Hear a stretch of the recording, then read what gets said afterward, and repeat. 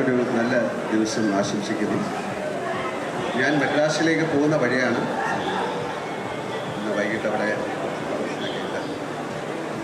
ഞാൻ 47 വർഷമായി സിനിമയിൽ വന്നിട്ട് നിങ്ങളുടെയൊക്കെ സ്നേഹവും പ്രാർത്ഥനയും കൊണ്ട് 47 വർഷം നിന്നു. അങ്ങനെയാണ് ഒരു സിനിമ ചെയ്യാൻ തോന്നിയത്. അത് വെറും ഒരു സിനിമയായിട്ട് ചെയ്യാൻ പാടില്ല.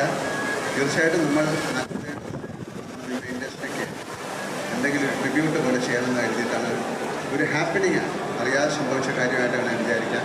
അങ്ങനെയാണ് ഒരു 3D സിനിമയിലേക്ക് ഞങ്ങൾ എത്തിയിട്ടുള്ളത്.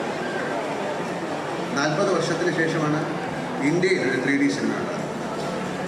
മറ്റ് സിനിമകളൊക്കെ മീഡിയ കുട്ടിച്ചതിന് ശേഷം 1-2 സിനിമകൾ അവർ ട്രൈ ചെയ്തു, അത്രയും സക്സസ്ഫുള്ളായില്ല. മറ്റ് സിനിമകളൊക്കെ 2Dയിൽ നിന്ന് 3D ആക്കിയ സിനിമയാണ്. അപ്പോൾ ഇതിൻ്റെ ടെക്നിക്കൽ ടേമൊന്നും ഞാൻ നിങ്ങളോട് പറഞ്ഞ് ഓർമ്മിപ്പിക്കുന്നില്ല. ശരിക്കും ഇതിനെ പറയുന്നത് native 3D shot in stereo lenses ആണ്. അത് പിന്നെ പറയാം.